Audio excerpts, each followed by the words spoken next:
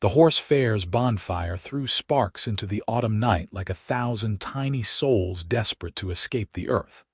And Mara Nightstone sat cross-legged on a stump with her battle braid coiled over one shoulder like a green serpent ready to strike, watching the men around the flames pretend they were not watching her. She had worn the braid for 7 years. Ever since the autumn, she had turned 18 and ridden alone into the wild country beyond the frontier to hunt the wolf that had killed her father's prize stallion.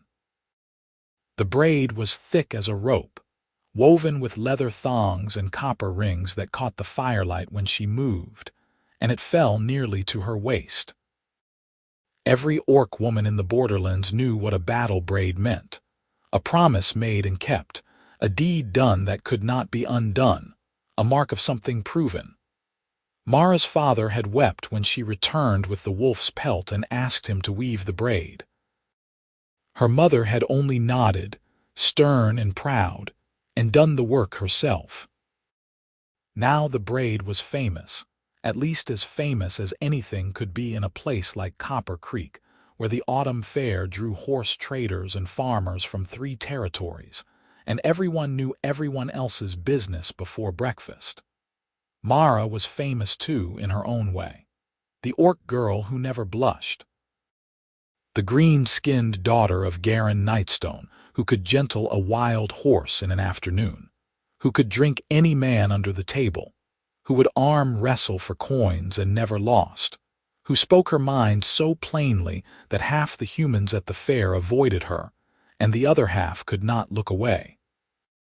She did not blush. It was a simple fact, like the fact that the sky was blue or that winter followed autumn. Other orc women blushed, their green skin darkening to a deeper shade of jade or olive when they were embarrassed or angry or pleased. Mara's skin stayed the color of spring leaves no matter what anyone said to her, no matter how crude the joke or how sweet the compliment. She had been tested. Men had tried. They always failed. Tonight, with the fair in full swing and the horse trading done for the day and the whiskey flowing free, someone had decided to make it interesting. "I will wager my best saddle," called out Ferris White, a barrel-chested human trader with a beard like a bird's nest, "that I can make the Nightstone girl blush before the fire burns down." Mara laughed, a sound like a bell made of brass. "You will lose your saddle, Ferris." "But I admire your optimism." "What will you wager?" Ferris demanded, swaying slightly. He had been drinking since noon. Mara touched her braid, letting the copper rings chime together. The crowd around the fire had gone quiet, sensing something worth watching. "If anyone here can make me blush before dawn," she said slowly, her voice carrying across the circle, "I will cut my braid and give it to him. My battle braid, earned in blood. That is my wager." A murmur went through the gathered traders and farmers. A battle braid was not a trinket. It was a piece of someone's soul made tangible, a mark of honor that could not be bought or sold, only earned or given. For Mara to offer it as a prize was either breathtaking arrogance or breathtaking confidence, and with Mara Nightstone, those two things were often the same. "And if we all fail?" asked someone from the shadows. "Then you all owe me a drink," Mara said, grinning to show her small tusks. "Each of you, I will be drunk for a week." The attempts began immediately. Ferris went first, as was his right as the one who had started it, and he tried flattery. He told Mara she was beautiful as a summer morning, that her eyes were like emeralds, that her smile could make a dead man's heart beat again. Mara yawned. Ferris sat down, defeated, and the next man stood up. One by one they tried. Compliments, crude jokes, bold propositions, terrible poetry, exaggerated stories of their own exploits meant to impress. Mara sat through it all with the calm of a stone in a river, letting the words flow past her without leaving a mark. Her skin stayed green as spring grass. She did not blush. By the time the moon had climbed halfway up the sky, Most of the men had given up and returned to their drinking and their dice games. A few stragglers remained, determined or too drunk to know when they were beaten.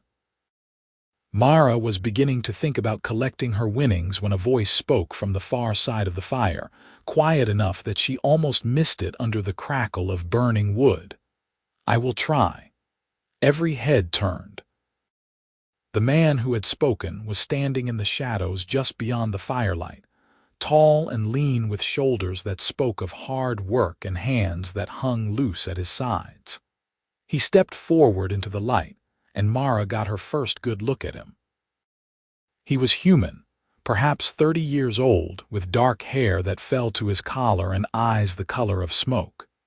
His face was all angles and weathered skin, the kind of face that belonged to someone who spent more time with animals than people. He wore simple clothes, a work shirt and canvas trousers and boots that had been mended more than once, and he moved with the easy grace of someone completely comfortable in his own skin. Mara had seen him earlier in the day at the horse pens, watching the trading with the focused attention of a man who knew good horseflesh when he saw it, but they had not spoken. "Your name?" Mara asked, suddenly interested. "Caleb Yarrow," the man said. His voice was like his movements, quiet and sure. "I train horses west of here, about 2 days' ride. I came to buy breeding stock. And you think you can make me blush, Caleb Yarrow? I think I can try." Something in the way he said it made the hair on the back of Mara's neck stand up, some quality of certainty that was not arrogance but simple fact. She sat up straighter on her stump, her hand moving unconsciously to her braid. "Then try," she said. "But know that better men than you have failed tonight." Caleb walked around the fire until he stood directly in front of her, close enough that she had to tilt her head back to meet his eyes. The crowd had gone silent again, sensing that this was different somehow, that this quiet man with his worn boots and steady gaze was not like the others who had tried and failed. He looked at Mara for a long moment, his expression unreadable, and then he leaned down just slightly and spoke 4 words. "I see you, Mara." The blush started at her collarbone and swept upward like a wildfire, darkening her green skin to deep jade, flooding her cheeks and her ears and the bridge of her nose until her whole face was the color of a forest at twilight. It happened in the space of a heartbeat, instant and unmistakable, and the crowd around the fire erupted in shouts and laughter and disbelieving cheers. Mara sat frozen on her stump, her heart hammering in her chest like a drum calling warriors to battle. She could feel the heat in her face, could feel the blush blazing there for everyone to see, and for the first time in her adult life, she had no idea what to say. Caleb Yarrow had not flattered her or propositioned her or tried to impress her. He had simply looked at her with those smoke-colored eyes and spoken the truth in 4 quiet words, and somehow that had been enough to crack the armor she had worn for 7 years. He stepped back, giving her space, and waited. Mara found her voice. It came out rougher than she intended, scraped raw by something she could not name. "You win," she said, and reached for the knife at her belt. "Wait," Caleb said, and there was something sharp in his voice now, an edge she had not heard before. "What are you doing? Paying my debt." Mara gathered her braid in one hand and laid the knife against it, just below where the leather thongs began. The copper rings clinked softly. "I wagered my braid. You won. It is yours." "No," Mara looked up at him, confused. "No, I do not want it," Caleb said. He was still watching her with that steady gaze, but there was something else in his eyes now, something that might have been amusement or might have been something deeper. "I would rather keep watching you lose." The crowd laughed at that, a surprised and delighted sound, and Mara felt the blush deepen even as her confusion grew. "You won the wager fairly," she said, hearing the stubbornness in her own voice. "The braid is yours by right. I am an orc. We do not break our word. And I am telling you I do not want the braid, Caleb said patiently. I want something else. What? Tomorrow, when the trading starts again, I need someone who knows horses to help me choose my breeding stock. Your father is Garen Nightstone. Everyone here says his herd is the finest in 3 territories, and everyone says you have his eye for horseflesh. Help me tomorrow. That will settle the debt. Mara stared at him. It was the last thing she had expected, and she found herself wrong-footed in a way that no amount of crude jokes or flowery compliments had managed. That is all you want, my help choosing horses. That is all. You could have asked without winning the wager. I could have, Caleb agreed. But this way is more interesting. The crowd was still laughing, still talking, passing coins back and forth as bets were settled and new ones were made. Mara sat on her stump with her braid still in one hand and her knife in the other, feeling like the world had tilted sideways when she was not looking. She should have felt relieved. She had not lost her braid after all. But instead she felt something else, something complicated and unfamiliar that made her want to either hit Caleb Yarrow or ask him 100 questions. She put the knife away. "Tomorrow morning, then," she said. "After breakfast, meet me at my father's pens." "I will be there," Caleb said, and turned away into the darkness beyond the fire as if the whole thing had been nothing more than a casual transaction, as if he had not just appended Mara's entire evening with 4 soft-spoken words. Mara sat by the fire for a long time after he left, accepting the drinks she had won from the other men, and fielding their questions and their jokes with half her usual spirit. Her mind was elsewhere, turning over those 4 words like river stones, trying to understand what they had meant, and why they had hit her so hard. "I see you, Mara. Not you are beautiful, not I want you, not any of the things the other men had said. Just I see you." As if he had looked past her green skin and her tusks and her battle braid, past her reputation and her bravado, and found something underneath that no one else had bothered to look for. As if he knew her, even though they had only just met. She touched her braid again, feeling the familiar weight of it, the copper rings smooth and warm under her fingers. She had almost cut it off. The realization settled in her stomach like a stone.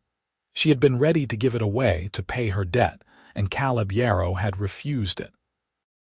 "I would rather keep watching you lose." The nerve of him. The absolute, infuriating nerve. Mara found herself grinning despite everything, a fierce, wild grin that made the men nearest her edge away nervously. This Caleb Yarrow was either very brave or very foolish, and Mara intended to find out which.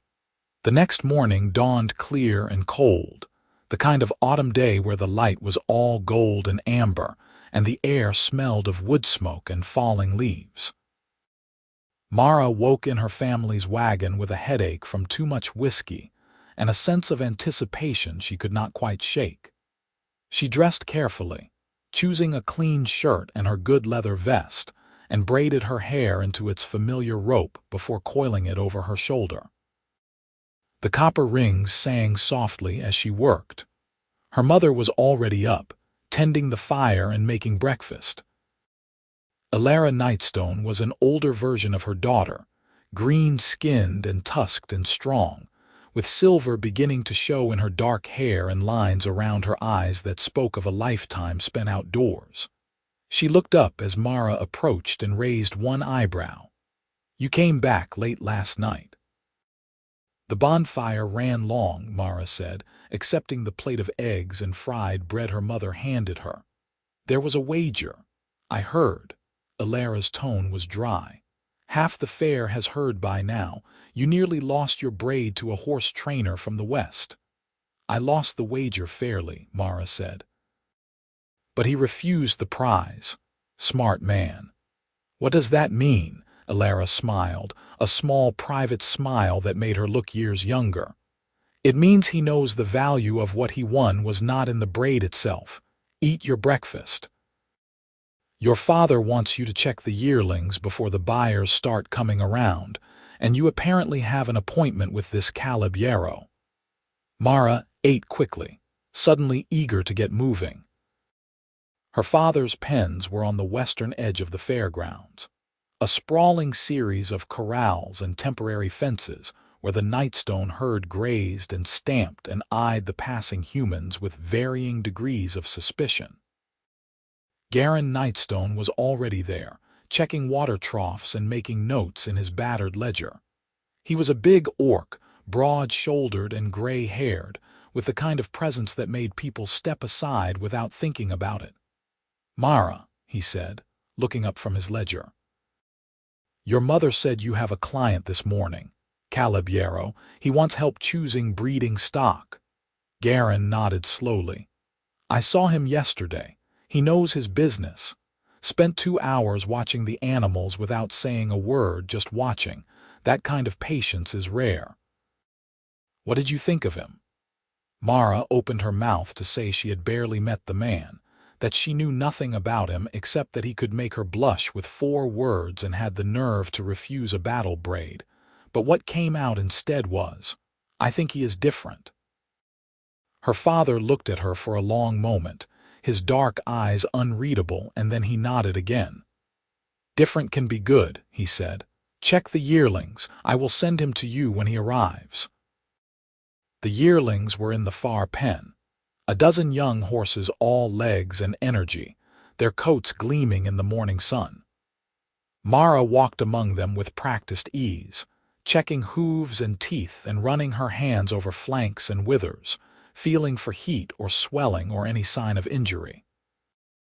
The horses knew her and tolerated her touch, though a few of the more spirited ones danced away when she approached. She was coaxing a skittish bay filly closer with soft words when a shadow fell across the pen. "You are good with them," Caleb Yarrow said. Mara did not look up, keeping her attention on the filly. "I have been working with horses since I could walk. My father says I was gentling foals before I could speak in full sentences. I believe it." The filly finally stepped close enough for Mara to run a hand down her neck, feeling the strong young muscles beneath the smooth coat. Satisfied, she turned to face Caleb. He was leaning on the fence rail, dressed much as he had been the night before, his dark hair stirring slightly in the breeze. In the daylight she could see the details she had missed by firelight, the laugh lines at the corners of his eyes, the old scar on his jaw, the calluses on his hands that spoke of years working with rope and leather. "You came," she said. "I said I would. Men say many things they do not mean.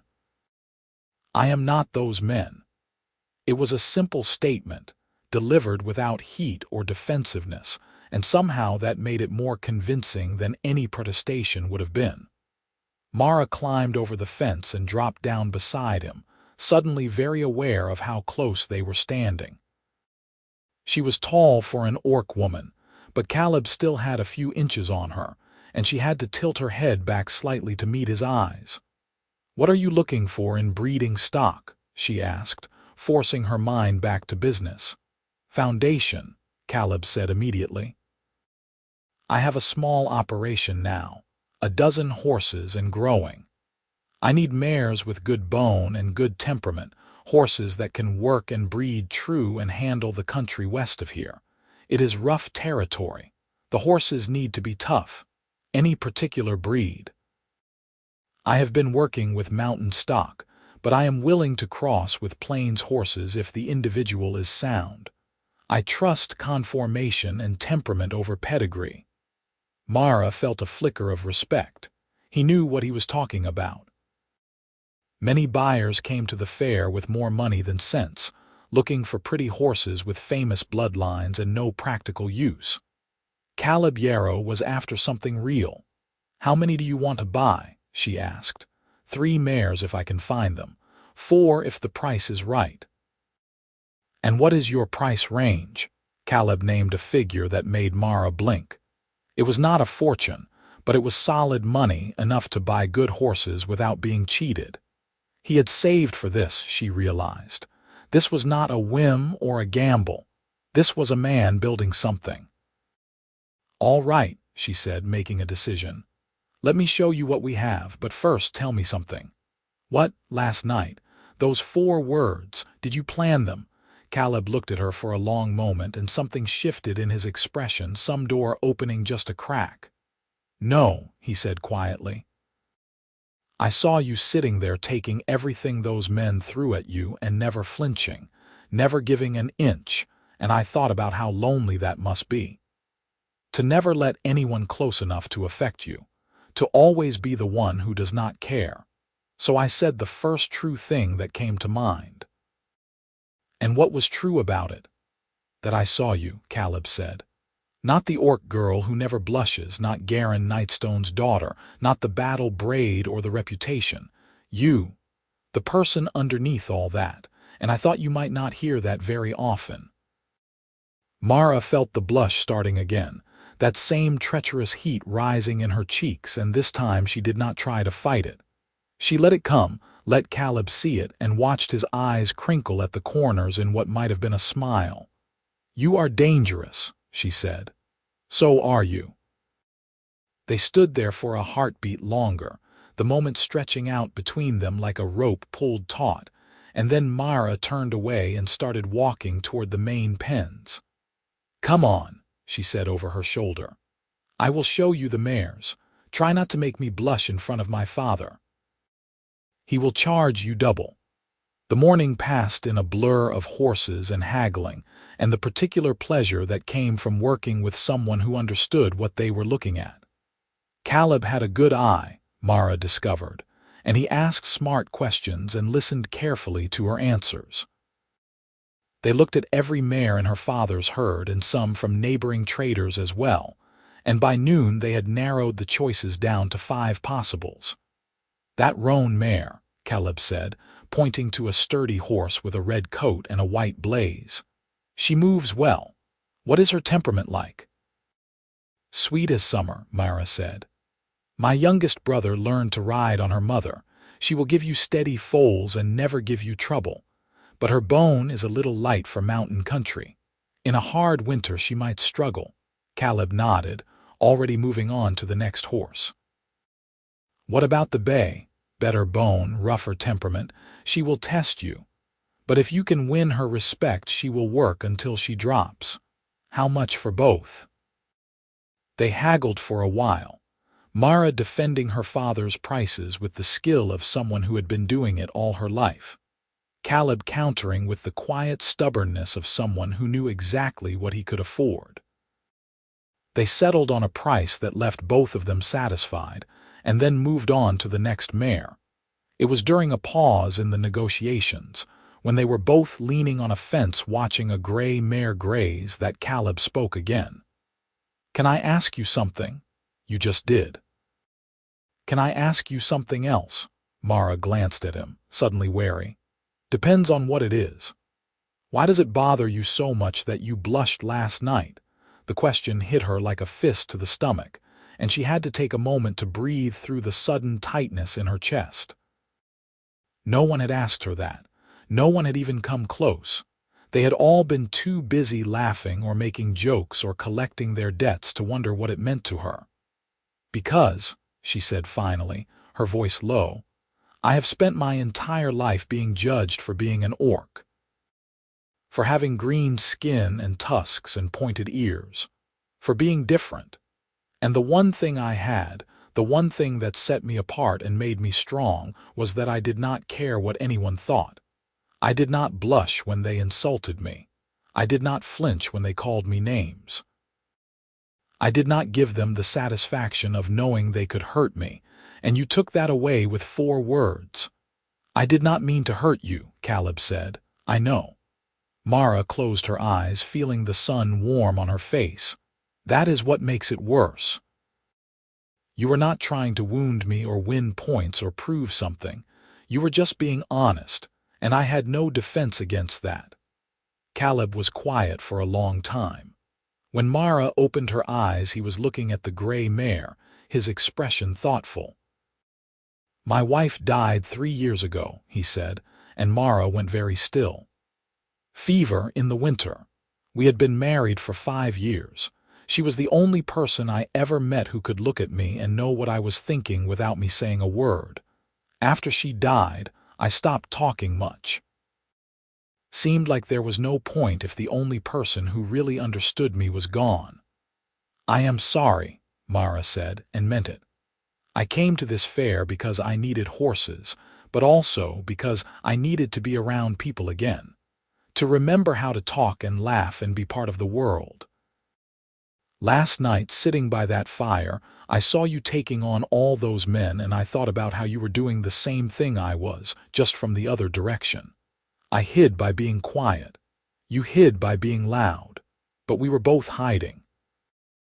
Mara felt something crack open inside her chest, some wall she had not known she was holding up. "You are still dangerous," she said, but there was no heat in it, only a kind of wondering acknowledgement. "So are you," Caleb said again, and this time when he looked at her his eyes were full of something warm and alive and terrifying. They bought 4 mares that day. Caleb paid in silver, counted out carefully from a worn leather purse, and Garen Nightstone shook his hand and promised to have the horses ready for travel by morning. Mara walked with Caleb back toward his camp, making small talk about roads and weather and the best routes through the western hills, and the whole time she was aware of the silence beneath the words, the thing neither of them was saying. When they reached his camp, a modest setup with a bedroll and a small fire and saddle bags hung from a tree branch, Caleb turned to her. "Will you have dinner with me tonight?" he asked. "I am not much of a cook, but I have salt pork and beans and bread from the fair. We could talk." "About what?" "Anything. Nothing. Whatever you want." Mara should have said no.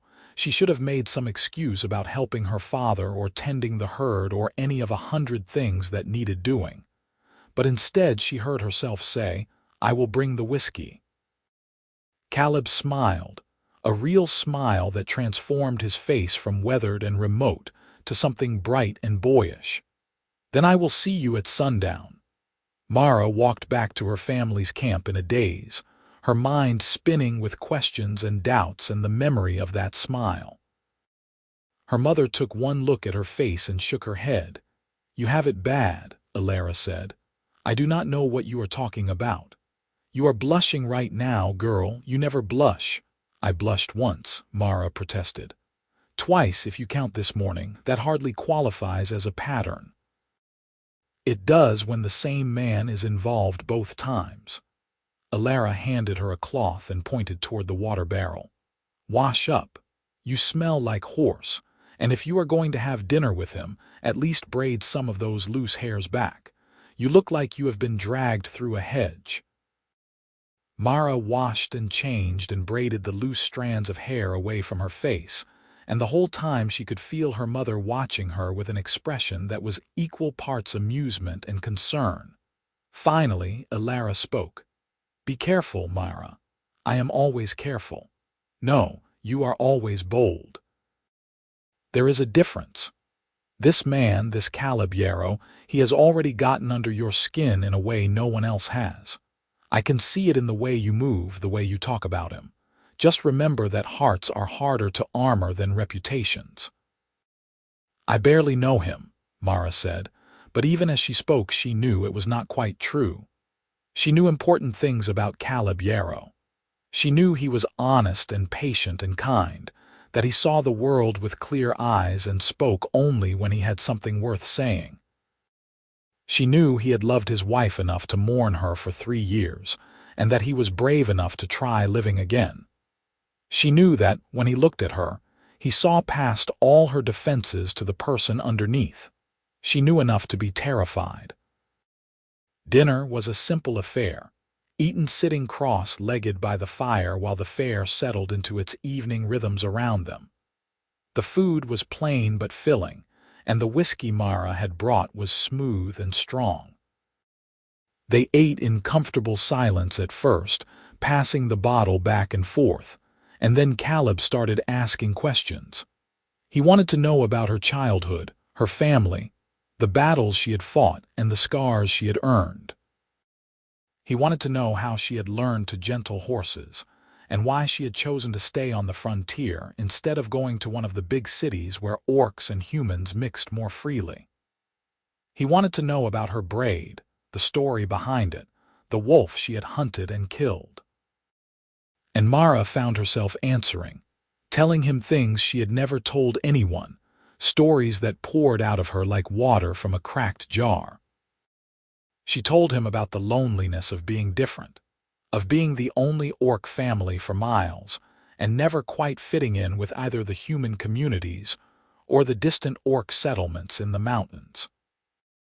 She told him about the day she had decided to stop trying to fit in and start being exactly who she was, loud and bold and unafraid.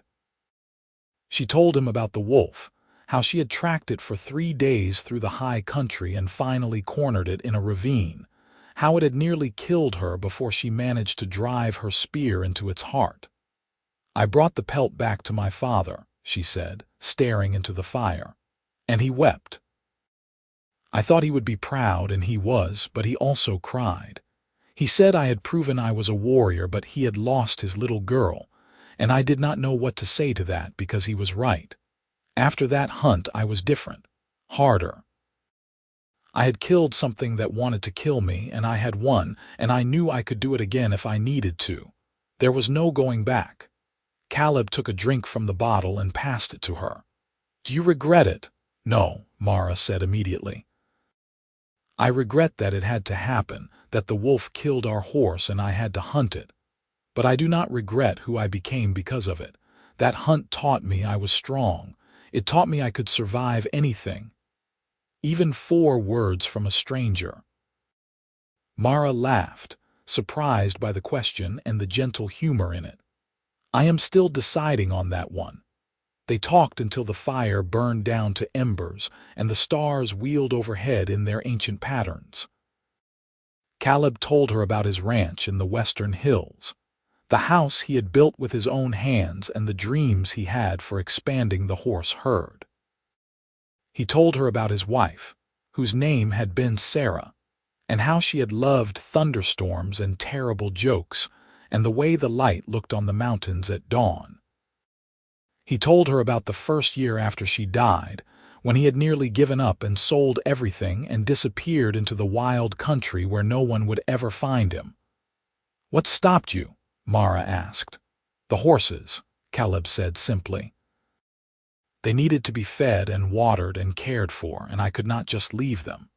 So I did the work.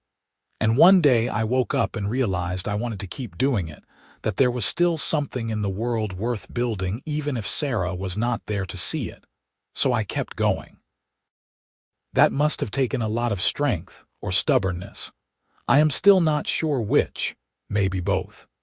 Caleb smiled at that, and Mara felt something warm unfurl in her chest, something that had nothing to do with the whiskey. She should leave, she thought. It was late, and tomorrow would be busy, and sitting here by this fire with this man was dangerous in ways she was only beginning to understand. But she did not want to leave. She wanted to stay here in this circle of firelight and keep talking until the sun came up, to learn everything there was to know about Caleb Yarrow and tell him everything about herself in return. "I should go," she said, not moving. "Probably," Caleb agreed, also not moving. They sat there for another long moment, the silence between them full of unspoken things, and then Mara stood up and brushed the dirt from her trousers. "Thank you for dinner.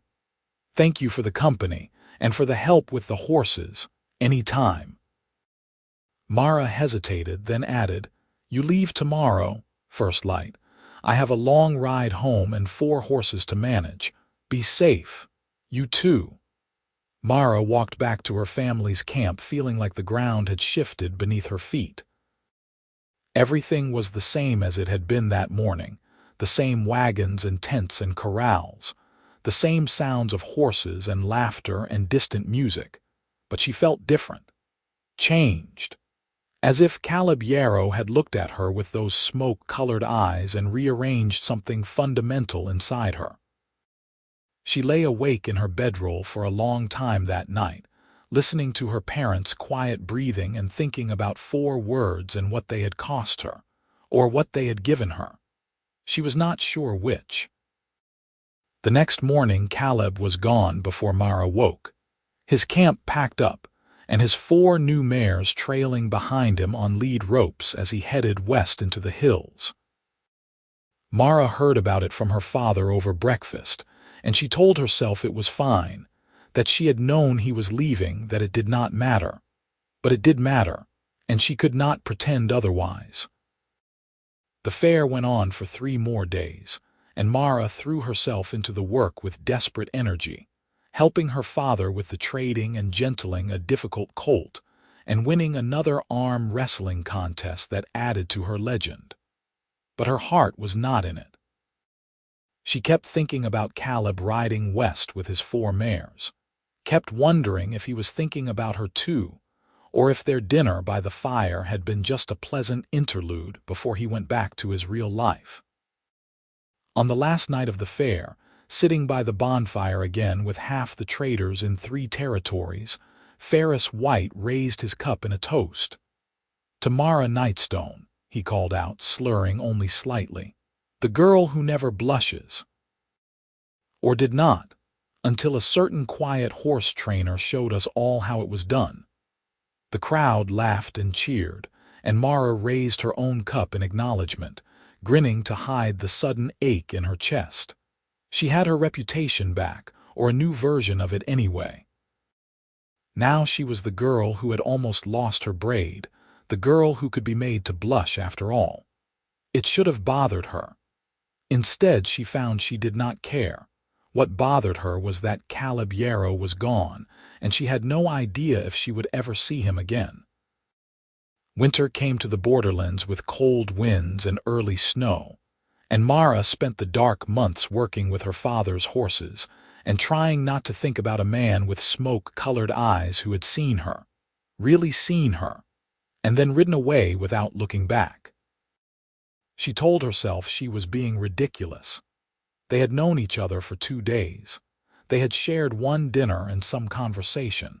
It was not enough to build anything on, but the heart, she was learning, did not care about logic. Spring arrived in a rush of green growth and newborn foals, and Mara threw herself into the work with the same fierce energy she brought to everything. She gentled the wild ones and trained the yearlings and helped her father plan for the summer fair season. And if she sometimes stood at the western edge of the pastures and looked toward the hills where Caleb had said his ranch was, well, no one needed to know that but her.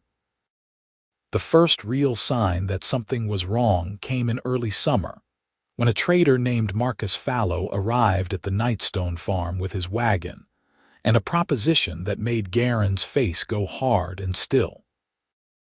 Mara was working with a skittish mare in the round pen when she heard raised voices from the house.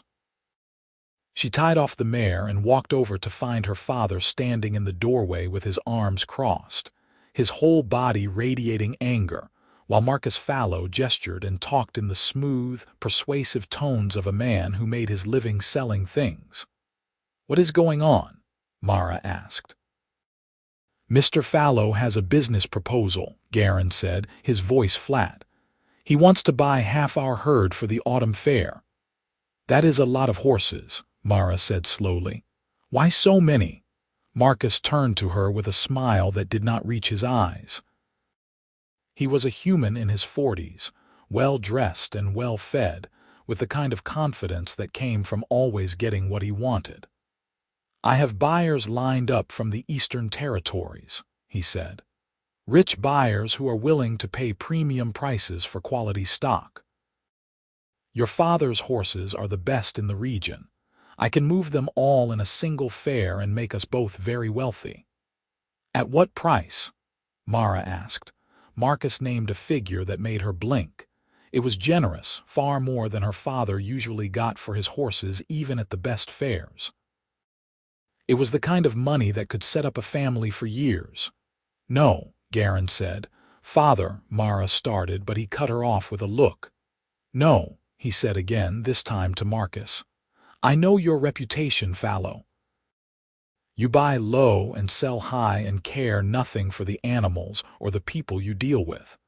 I will not sell you half my herd so you can turn around and sell them to men who will work them to death in their fancy estates." Marcus's smile tightened.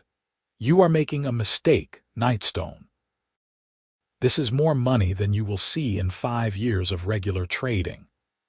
"Then I will take 5 years of regular trading and sleep well at night. Get off my property." Marcus left, but not before giving Mara a long, considering look that made her skin crawl. She watched him ride away and then turned to her father. That was a lot of money to turn down. "It was blood money," Garen said. "That man is a vulture. I have seen him work before. He buys up animals cheap, promises them good homes, and then sells them to the highest bidder regardless of what kind of life they will have. I would rather burn my herd than sell them to him." Mara believed him. Her father loved his horses the way some men loved their children, and the idea of sending them to cruel or careless owners would be worse than any financial loss. But something about the whole interaction bothered her, some instinct that said this was not over. She was right. A week later, they heard that Marcus Fallow had approached 3 other horse traders in the region with similar offers, and all 3 had accepted. He was buying up stock for the autumn fair, assembling a herd that would dwarf anything else at the market. And he was spreading rumors, too. Whispers that Garen Nightstone's horses were not as good as people said, that they were overpriced and poorly trained, that the smart buyers would look elsewhere. "He is trying to force you out," Mara said, reading the latest report from a trader friend who had stopped by to warn them. "He wants to control the market." "Let him try," Garen said grimly. "My horses speak for themselves." But as the summer wore on, and the autumn fair approached, it became clear that Marcus Fallow's campaign was working. Traders who usually came to the Nightstone farm to look at stock were going to Fallow instead. Old customers were asking suspicious questions about the quality of the horses. And the rumors kept spreading, growing more elaborate and more damaging with each telling. By the time the fair arrived in late autumn, Mara was furious, and her father was worried. They brought their best stock to Copper Creek, 24 horses that represented years of careful breeding and training, and set up their pens in the usual spot. But the buyers were not coming. They were all clustered around Marcus Fallow's enormous operation on the far side of the fairgrounds, admiring his horses and negotiating deals. "This is wrong," Mara said, watching another potential customer walk past their pens without stopping. "His horses are not even that good. Half of them have poor bone structure and the other half have bad temperaments, but no one is looking close enough to notice. They will notice when the horses start breaking down or throwing riders," Garen said, "but by then it will be too late for us.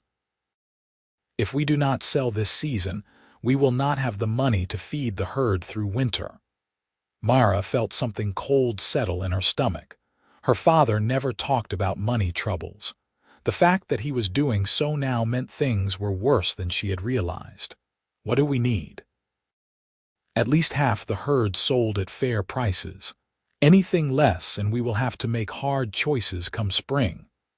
Mara looked at the horses in their pens, fine animals every one of them, and felt a wave of helpless anger wash over her. This was not right.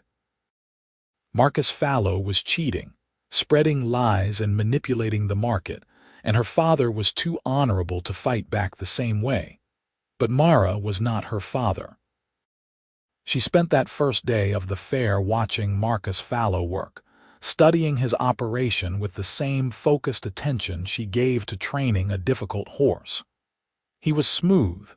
She had to give him that. He knew how to talk to buyers, how to make them feel special and smart and lucky to be getting such a good deal.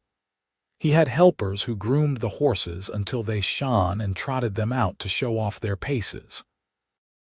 He had paperwork that looked official and impressive, bloodlines traced back generations, promises of quality guaranteed, and he had one horse in particular that drew buyers like a magnet to iron.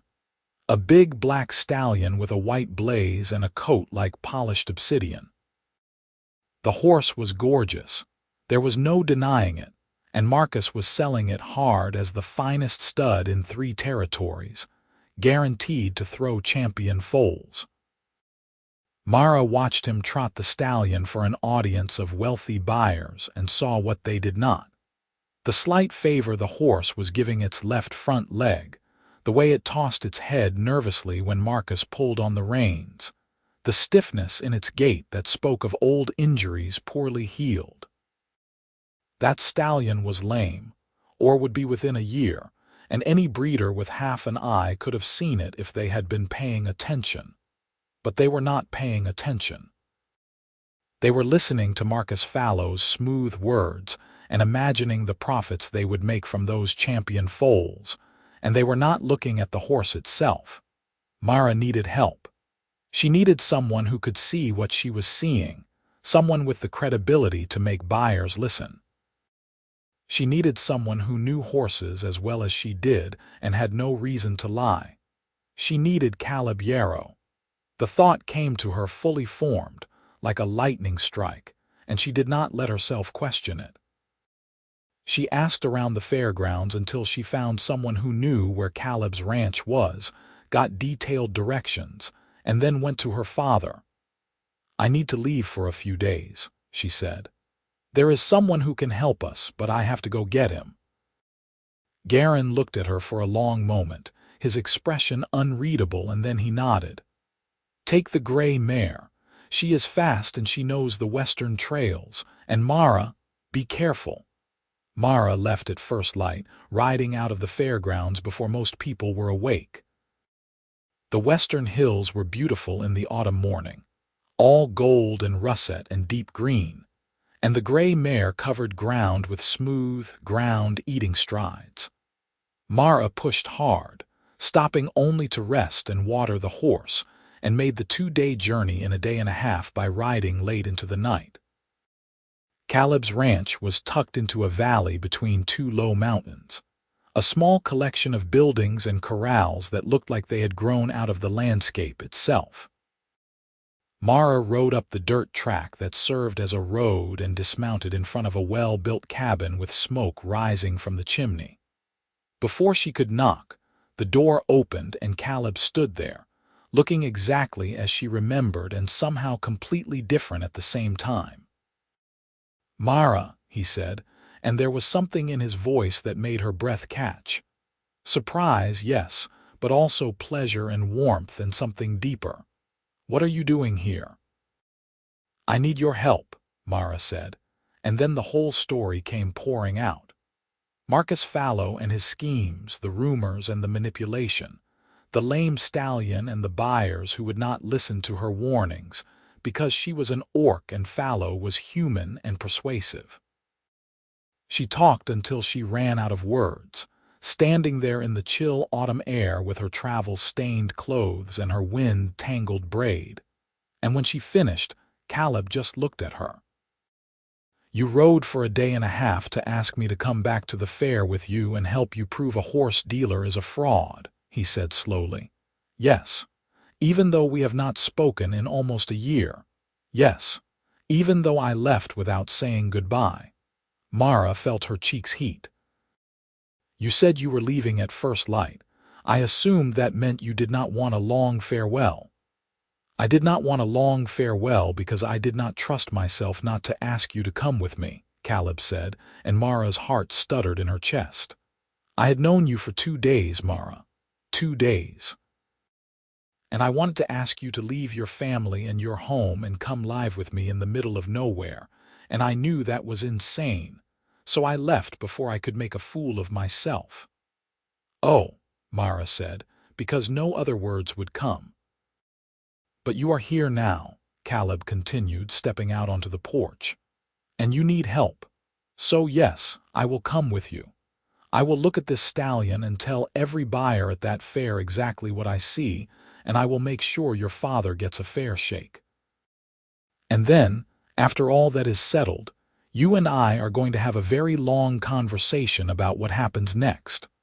Mara felt a grin spreading across her face, wild and fierce, and probably not at all appropriate for the seriousness of the situation. Deal.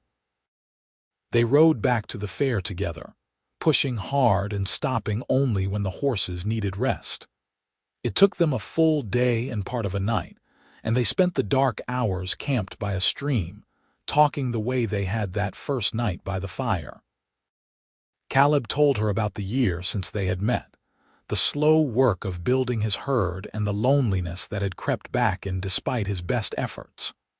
Mara told him about the winter and spring, the foals and the training and the nights she had spent standing at the edge of the pasture looking west. "I thought about you," Caleb said quietly, staring into the fire. "More than I should have, more than made sense. I would be working with a horse and suddenly remember something you said, or I would see the sunset and wish you were there to see it with me. It was like you had gotten into my head and I could not get you out." "I know the feeling," Mara said. "I kept thinking about those 4 words. I see you, Mara. No one had ever said anything like that to me before. No one had ever looked at me that way, like I was worth seeing." "You are worth seeing," Caleb said. "You are worth a lot more than that, but it is a start." They reached the fair late the next afternoon, dusty and tired and determined. Mara went straight to her father's pens while Caleb went to observe Marcus Fallow's operation. Garin took one look at his daughter's face and nodded. "You brought help." "I brought Caleb Yarrow, remember him, the horse trainer who bought 4 mares last year." "I remember. Good man. What is he going to do?" "Watch," Mara said, "and when the time is right, tell the truth." Caleb spent the next day observing Marcus Fallow's horses, watching them move, asking quiet questions of the handlers, making notes in a small leather journal. Mara stayed close to her father's pens, helping with customers and trying not to watch Caleb too obviously. But she could feel the tension building, could sense that something was about to break open. It happened on the 3rd day of the fair, when Marcus Fallow assembled his biggest crowd yet for a demonstration of the black stallion. Buyers packed around the demonstration ring, jostling for position, while Marcus stood in the center with the stallion on a lead rope and launched into his sales pitch. "Gentlemen, what you are looking at is the finest breeding stallion in 3 territories," he announced, his voice carrying across the crowd. "Champion bloodlines on both sides, perfect conformation, and a temperament that breeds true. I have already sold 6 foals out of this horse before they were even conceived. The bids start at 500 silver. A murmur went through the crowd. 500 silver was a fortune, more than most men made in a year. But the stallion was beautiful and Marcus's words were persuasive, and hands started going up.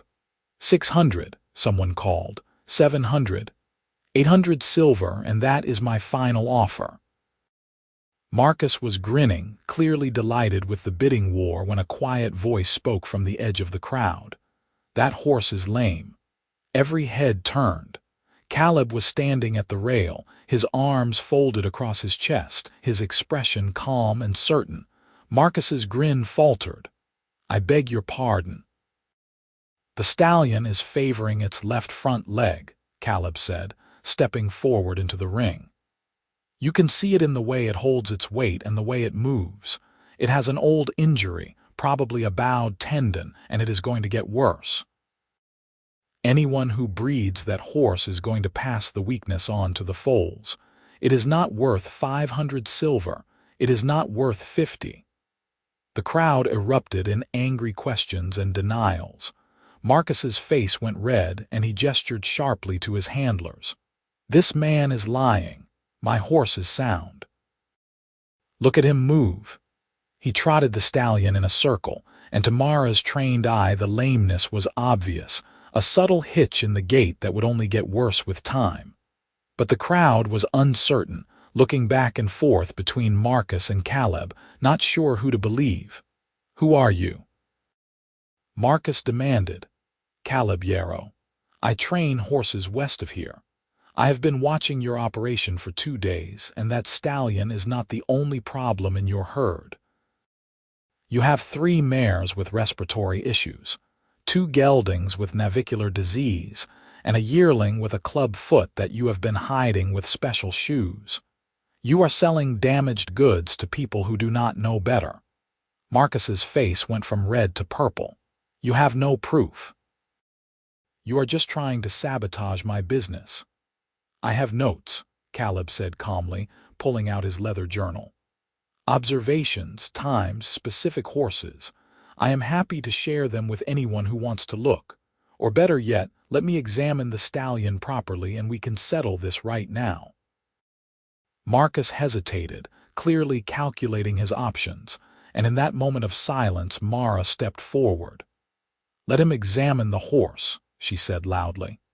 "If Caleb is wrong, you lose nothing and your reputation is intact. If he is right, then everyone here deserves to know before they spend their money." The crowd murmured agreement, and Marcus found himself trapped. He could not refuse without looking guilty, but if he agreed and Caleb was right, his entire operation would collapse. He stood there for a long moment, his face twisted with fury, and then he made a choice. "Fine," he spat. "Examine the horse. And when you find nothing wrong, I am going to make sure everyone at this fair knows you are a liar and a fraud." Caleb walked over to the stallion, moving slowly and calmly, and ran his hands down the horse's legs with the practiced ease of someone who had done it 1,000 times before. He felt each joint, each tendon, each muscle, his fingers searching for heat or swelling or any sign of injury. The crowd watched in tense silence. When Caleb reached the left front leg, the stallion flinched and tried to pull away. Caleb gentled it with soft words and kept searching, his expression growing darker. Finally he stepped back. "Bowed tendon," he said, "and recent within the last few months. Someone has been treating it with a poultice to reduce the swelling and make the horse appear sound. But the damage is there, and it is permanent. This horse should not be worked hard, and it definitely should not be bred. Any foal out of him will likely carry the weakness." The crowd erupted. Buyers who had been ready to spend a fortune were now furious, demanding their deposits back, accusing Marcus of fraud. Marcus himself was shouting denials, but his voice was lost in the chaos. And in the middle of it all, Caleb stood calm and unmoved, his hand still on the stallion's neck. Mara pushed through the crowd to reach him. "You did it," she said, and she could not keep the fierce pride out of her voice. "You saved the fair." "I told the truth," Caleb said. "The rest just followed." Marcus Fallow left the fair that night under a cloud of scandal and threats of legal action. His operation collapsed. His horses were examined by other trainers and found to have all the problems Caleb had identified and more, and his reputation was destroyed. The buyers who had been avoiding Garen Nightstone's pens suddenly remembered why they had trusted him in the first place, and came in a steady stream over the next 2 days. By the time the fair ended, Garen had sold his entire herd at fair prices and had orders for next year that would keep him busy until spring. On the last night, with the fair winding down and the traders packing up their wagons, Mara found Caleb sitting by the bonfire in the same spot where they had first met. She sat down beside him, close enough that their shoulders touched, and looked into the flames. "Thank you," she said. "For coming back, for helping, for everything. You are welcome," Caleb said, "though I think we should talk about the other thing now." "What other thing?" The The thing where I have been in love with you since that first night and I spent a year trying to forget you and failing miserably." Mara's heart stopped and then started again, beating so hard she thought it might break through her ribs. She turned to look at Caleb and found him already looking at her, those smoke-colored eyes full of warmth and honesty, and a vulnerability that made her want to wrap her arms around him and never let go. "You love me," she said, testing the words. "I love you," Caleb confirmed. "I see you, Mara, and I love what I see. The bravery and the boldness and the fierce, loyal heart underneath all that armor. I love the way you talk to horses and the way you stand up for what is right even when it costs you. I love that you rode for a day and a half to ask for my help because you trusted me to see what you were seeing. I love you, and I am tired of pretending I do not." Mara felt the blush starting, that same treacherous heat rising in her cheeks, and this time she welcomed it. She let it come, let Caleb see it, and when she spoke her voice was rough with emotion. "I love you too," she said. "I have been trying not to because it seemed insane to love someone I barely knew, but I do. I love your patience and your honesty and the way you look at the world like it is something worth caring about even when it hurts. I love that you refused my braid because you wanted to keep watching me lose. I love you, Caleb Yarrow, and I do not know what to do about it." "I have an idea," Caleb said, and took her hand. His palm was warm and calloused against hers, and Mara felt something settle into place inside her chest. Some piece of herself she had not known was missing. "Come west with me. Not right away, not until your father can find someone to help him with the horses. But come when you can. Live with me, work with me, build something with me. I know it is asking a lot. I know you have a life here and a family and responsibilities, but I am asking anyway." Mara thought about her father's farm, the work she had always done, the life she had always assumed she would live. She thought about the loneliness of being different, of being the orc girl who never blushed, of standing at the edge of the pasture looking west and wondering what might have been. And then she thought about Caleb's ranch in the valley between the mountains, the house he had built with his own hands, the dreams he had for expanding his horse herd.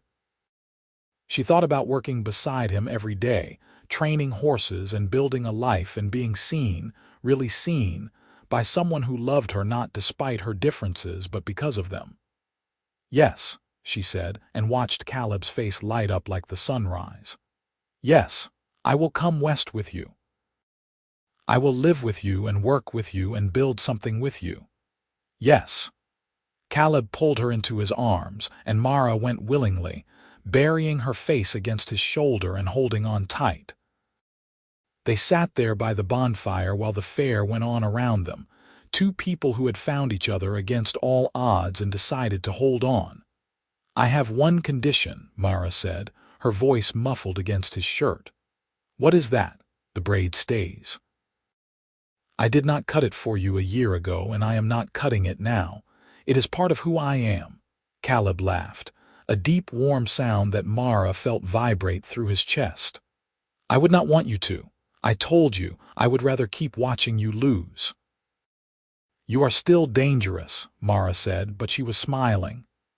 "So are you," Caleb said and kissed her. The transition was not instant. Mara spent the winter at her father's farm, training a young orc man from the neighboring valley to take over her duties and helping Garen prepare for the spring foaling season. She visited Caleb's ranch twice during those cold months, making the journey west to spend a few precious days learning the rhythms of his life and meeting the horses he was so proud of. The ranch was smaller than her father's operation but beautifully maintained, and Mara could see the potential for growth in every carefully tended pasture and sturdy fence line. Caleb came east once as well, in the dead of winter, riding through a snowstorm to spend a week with Mara and her family. Garen and Alara welcomed him with open arms, recognizing something in the quiet horse trainer that Mara had seen from the beginning. A good man, an honest man, someone who would care for their daughter the way she deserved to be cared for. On the last night of his visit, sitting by the fire in the main room of the farmhouse, Garin asked Caleb a question that had clearly been weighing on him. "What are your intentions toward my daughter?" Caleb did not hesitate. "To marry her if she will have me, to build a life with her, to make her happy." Garin nodded slowly, his dark eyes measuring. "She is not easy, my Mara. She is strong-willed and stubborn, and she has a temper like a summer storm. She will challenge you." "I know," Caleb said. "I would not want her any other way." "Then you have my blessing," Garin said, and reached out to shake Caleb's hand. "Take care of her." "I will." Mara, listening from the doorway where neither man could see her, felt tears prick her eyes. She had not known she needed her father's approval, had not realized how much it would mean to have it freely given.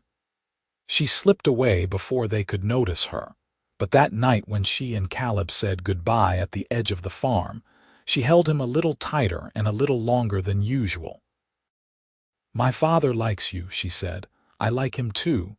Your whole family, they are good people, they are, and they will miss me when I leave." "You have doubts," Mara thought about it, searching her heart for any trace of uncertainty or regret. She found none. "No," she said, "I am ready to go. I am ready to start our life together." "Then come in the spring," Caleb said. "After the foaling season, I will be waiting." Spring came slowly to the borderlands, a gradual warming that turned the snow to mud and then to new green grass. The foals arrived in a rush, leggy and bright-eyed, and Mara threw herself into the work of caring for them and their mothers with the bittersweet knowledge that this would be her last season doing this work at her family's farm. The young orc man Garin had hired, whose name was Torin, was learning quickly and well, and Mara found she could trust him with the horses and the decisions that needed to be made. On a bright morning in late spring, when the world was green and gold and full of birdsong, Mara packed her belongings into saddlebags and prepared to leave. Her family gathered to say goodbye, her father gruff and trying not to show his emotion, her mother crying openly, her younger siblings alternating between excitement for her adventure and sadness at losing her. "You will visit," Elara said, hugging her daughter tight. "You will come back for the fairs and the holidays." "I will," Mara promised. "And you will come west to see the ranch, all of you. I want you to see what we are building." Garin handed her the reins to the gray mare, the same horse she had ridden to Caleb's ranch that desperate autumn day. "She is yours now," he said. "A wedding gift from your mother and me." "I am not married yet," Mara pointed out. "You will be," Garin said, and there was something knowing in his smile. "That man loves you and you love him. The rest is just details." Mara rode west with the spring sun warm on her face and her battle braid swinging over her shoulder. The journey took 2 days, and she spent the nights camped under the stars, thinking about the life she was leaving behind and the life she was riding toward. Both felt real and important, and she was grateful for both. Caleb was waiting when she rode into the valley, standing in front of the cabin with his hands in his pockets, and a smile on his face that made Mara's heart sing. She dismounted and walked into his arms, and for a long moment they just stood there, holding each other, letting the reality of this new beginning sink in. "Welcome home," Caleb said. "Home," Mara repeated, testing the word. It felt right. "Yes, this is home now." They worked together through the summer, training horses and mending fences and planning for the future. Caleb taught Mara the particular challenges of the western hills, the predators that hunted the ranges and the weather patterns that could turn deadly without warning. Mara taught Caleb some of her father's techniques for gentling young horses, the patience and the instinct that had made the Nightstone herd famous.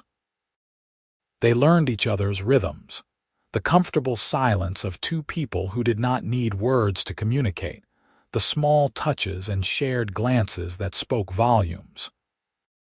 In the evenings, they would sit on the porch and watch the sun set over the mountains, talking about everything and nothing. And Mara would think about how far she had come from that night by the bonfire when a quiet stranger had made her blush with 4 words. She had been so certain then that she did not need anyone, that her armor of boldness and bravado was enough to protect her from the world. But Caleb had shown her something different. He had shown her that being seen was not weakness but strength, that letting someone past your defenses was not surrender but victory. On a warm night in late summer, with the stars bright overhead and the sound of horses moving in the corrals, Caleb asked Mara to marry him. He did it simply, without ceremony or elaborate speeches, just took her hand and said, "Mara Nightstone, will you be my wife?" And Mara, who never cried and never blushed and never let anyone see her vulnerable, felt tears streaming down her cheeks as she said yes. They were married in the autumn at the Copper Creek Fair where they had first met. Mara's family came west, and Caleb's few friends from the region, and half the traders who had been at that first bonfire a year and a half ago. Garin walked Mara to the simple altar they had set up under the trees, and Alara wept. And when the officiant asked if anyone objected, Ferris White stood up and shouted that he had lost a bet to Caleb Yarrow and wanted everyone to know about it. The crowd laughed, and Mara laughed too, and when Caleb kissed her at the end of the ceremony, she tasted salt from her tears and whiskey from the flask someone had passed around, and the future, bright and boundless, and theirs for the making. The first year of their marriage was hard work and deep joy in equal measure. They expanded the herd, buying carefully chosen stock from Garin and other trusted breeders, and built new corrals to hold them. Mara proved to be as skilled at training horses in the western hills as she had been on her father's farm, and word spread about the quality of the Yarrow horses and the Orc woman, who could gentle the wildest ones with patience and soft words. Not everyone approved. There were still humans who looked at Mara's green skin and tusks and muttered about orcs and intermarriage and the corruption of good bloodlines. There were incidents, ugly words and uglier gestures, and one night a group of drunk men from a neighboring settlement showed up at the ranch with torches and threats. Caleb met them at the property line with a rifle across his lap, and a coldness in his eyes that Mara had never seen before. "You are on my land," he said quietly, "and you are threatening my wife. You have about 10 seconds to turn around and leave before I start shooting, and I promise you I do not miss." The men left, shouting curses and promises to return, but they never did. Word got around about what had happened, about Caleb Yarrow standing guard over his orc wife, and the harassment stopped. Not because people suddenly accepted them, but because they recognized that Caleb would defend Mara with his life if necessary, and that kind of devotion commanded a certain respect even from those who disapproved. Mara never forgot that night, the way Caleb had stood between her and danger without hesitation or doubt. She had always known he loved her, but seeing him willing to fight for her, to risk everything to keep her safe, carved that love deeper into her heart than any words could have done. In the spring of their second year together, Mara discovered she was pregnant.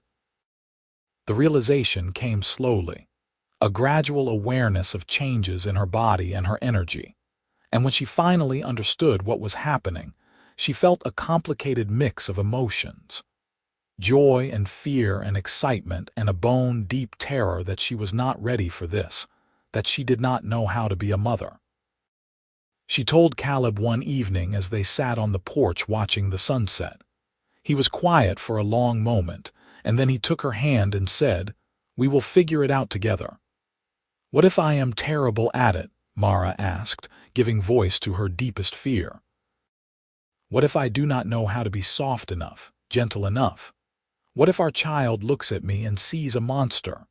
Our child will look at you and see their mother, Caleb said firmly, strong and brave and fiercely protective. They will see the woman who can gentle a wild horse and stand up to a crowd of angry men and ride 2 days through rough country to ask for help when she needs it. They will see you, Mara, and they will love you just like I do. Mara leaned against him, letting his certainty steady her, and felt the fear begin to ease. They would figure it out together. That was what marriage meant, what love meant. They would face this new challenge the way they had faced everything else. Side by side, with honesty and patience and a willingness to learn. Their son was born on a cold morning in early winter, arriving with a lusty cry that echoed through the cabin and announced to the world that he was here, and he was not going to be quiet about it. Mara labored through the night with Caleb beside her, holding her hand and whispering encouragement, and when the midwife finally placed the baby in her arms, she looked down at his small green face and felt her heart crack open in a way she had not known was possible. "He is perfect," she whispered. "He is," Caleb agreed, his voice rough with emotion. "What should we name him?" Mara thought about it, looking at their son's tiny features, his pointed ears and the small nubs that would someday be tusks. He was half orc and half human, a bridge between two worlds, and his name should reflect that. "Connor," she said finally. "Connor Yarrow." "Connor," Caleb repeated, testing the name. "I like it. Welcome to the world, Connor." The early months of parenthood were exhausting and wonderful, and occasionally terrifying. Connor was a healthy baby but a demanding one, and Mara and Caleb took turns walking him through the night when he could not sleep, learning his different cries and what they meant, marveling at every tiny milestone. Mara discovered that being a mother came more naturally than she had feared, that the same patience and intuition she used with horses worked with her son, and that the fierce protectiveness she felt toward him was something she could channel into care rather than fear. Caleb was a revelation as a father.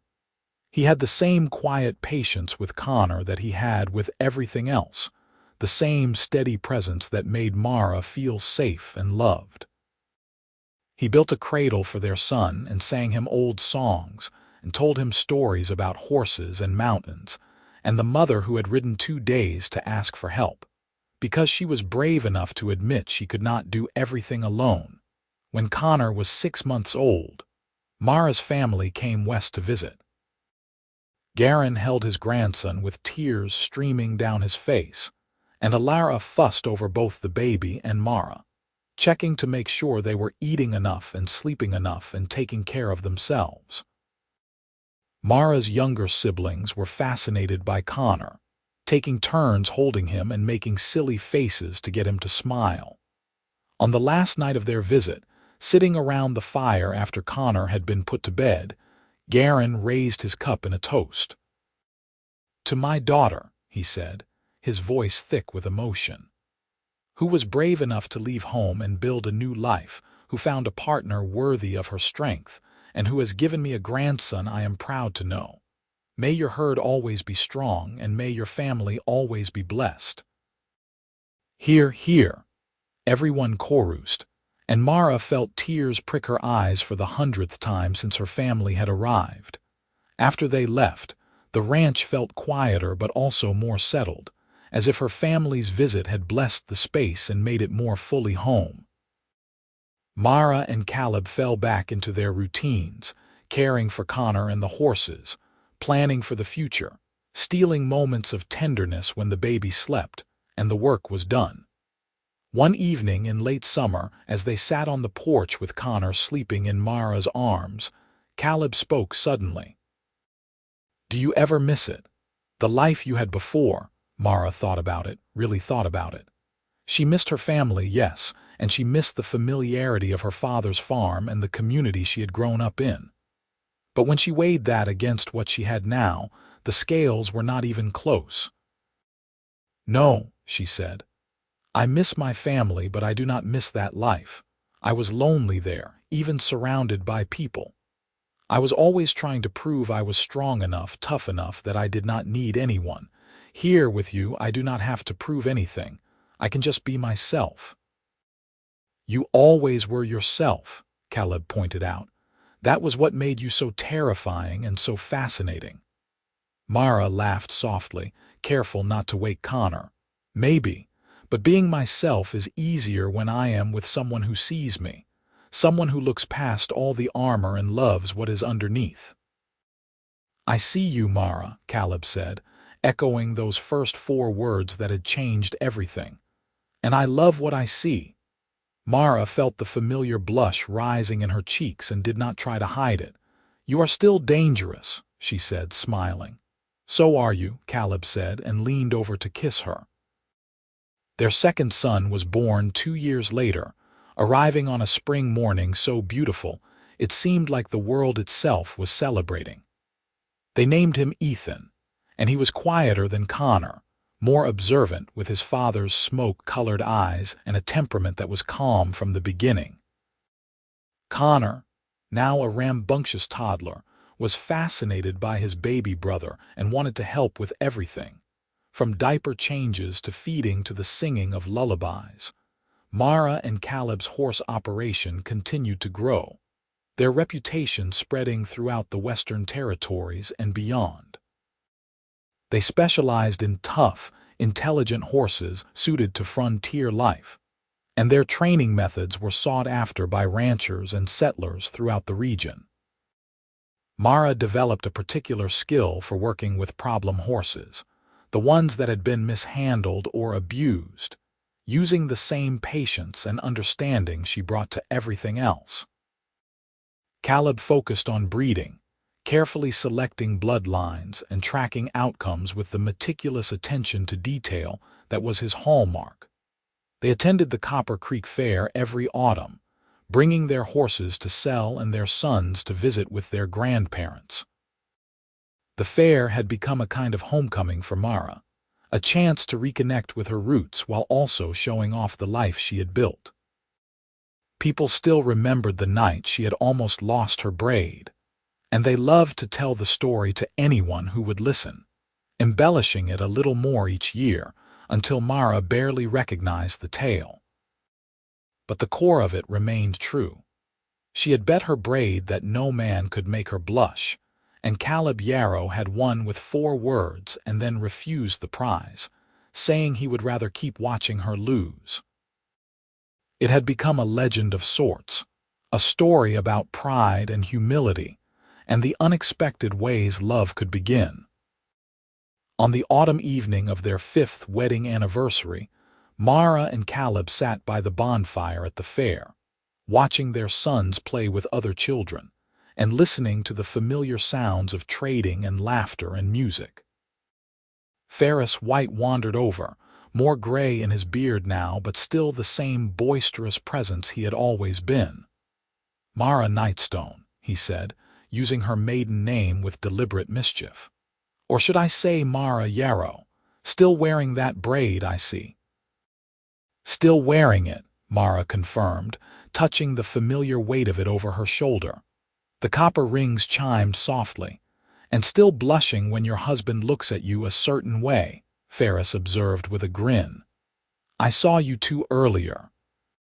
He said something and you turned the color of a forest at sunset." "Mind your own business, Ferris," Mara said, but she was smiling.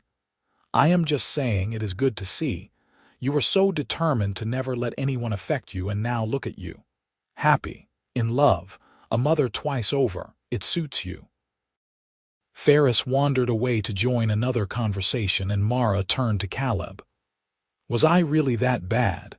Before we met, you were not bad," Caleb said thoughtfully. "You were armored. There is a difference. You had good reasons to protect yourself, living on the frontier as an orc, dealing with prejudice and suspicion every day. The fact that you let me pass those defenses is something I will never take for granted. You made it easy, Mara said. You never tried to break through my armor. You just looked at me like it was not there at all, like you could see straight through to who I really was. That was more powerful than any battering ram could have been. I see you, Mara, Caleb said quietly, and even after 5 years those words still made her heart skip. I see you too, Mara said, and kissed him. Their sons grew up strong and healthy, learning to ride before they could run, spending their days helping with the horses and exploring the valley and the mountains beyond. Connor inherited his mother's boldness and his father's patience, a combination that made him a natural leader.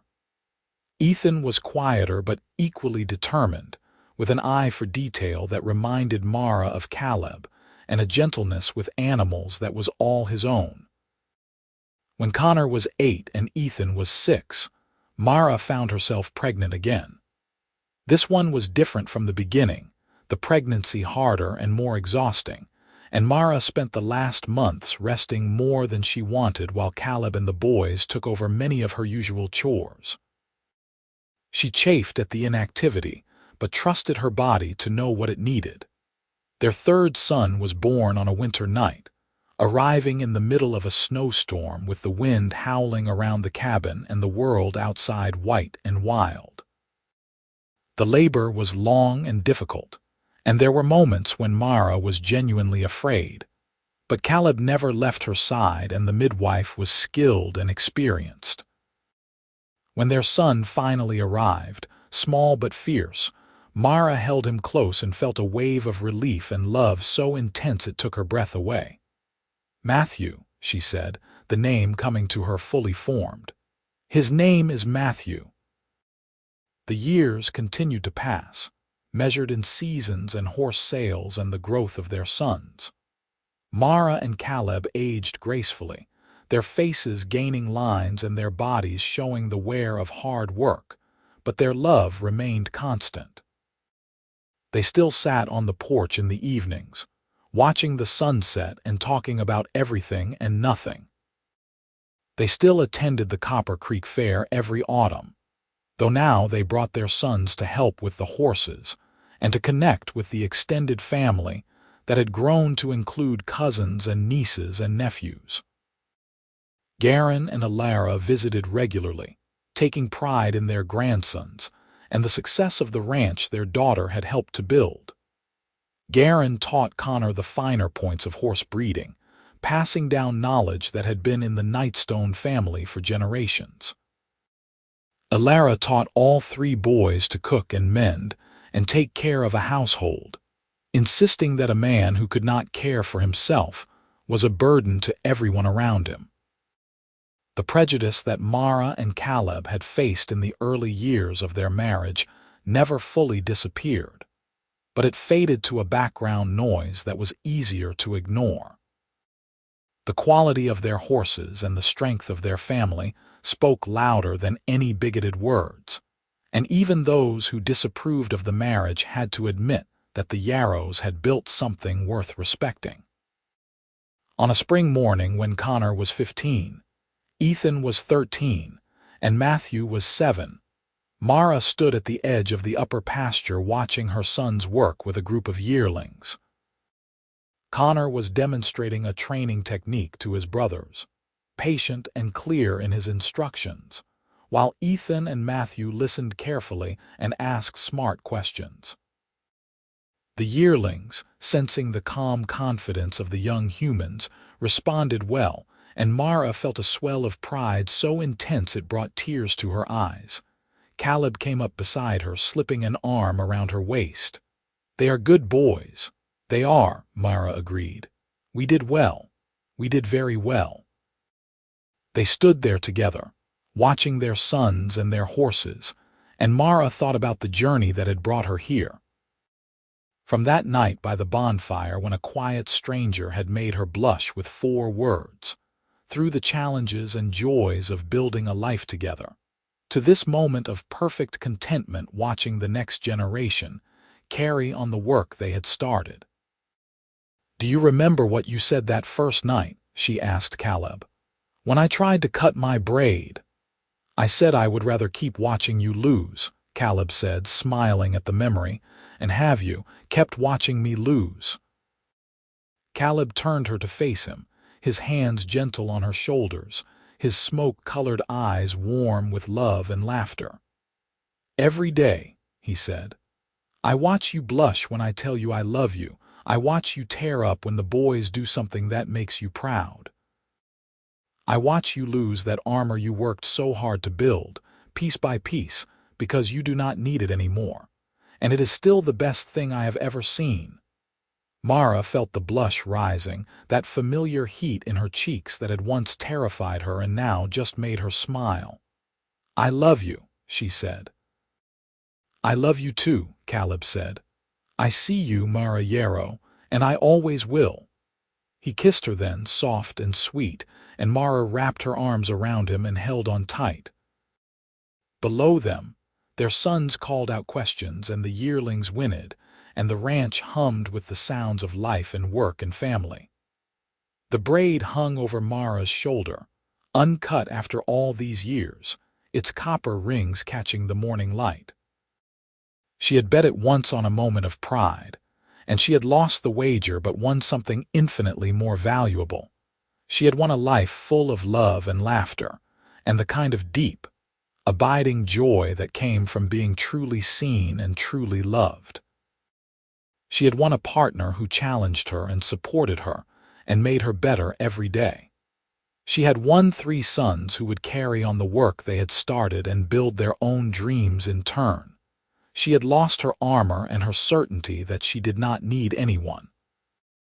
She had lost the lonely pride that had kept her isolated for so many years, and she had gained everything that mattered in return.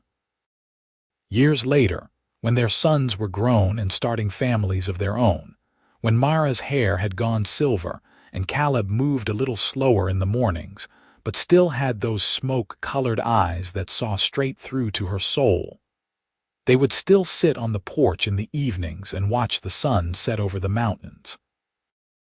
And Caleb would still find ways to make Mara blush, and Mara would still touch her braid with fingers that remembered the day she had almost lost it and been saved by 4 simple words and a man who saw her for who she really was.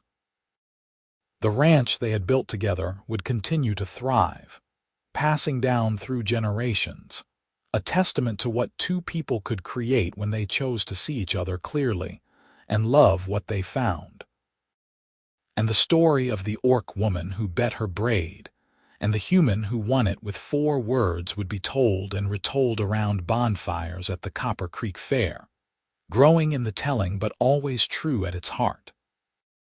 It was a story about pride and humility, about armor and vulnerability, about the courage it took to be truly seen and the grace it took to truly see. But most of all, it was a story about love, the kind that lasted through seasons and challenges and years, the kind that grew deeper with time instead of fading. Mara and Caleb's love was that kind of love, built on honesty and patience and the willingness to keep choosing each other every single day. It was not perfect, because no love ever was, but it was real and it was theirs and it was enough. More than enough. It was everything.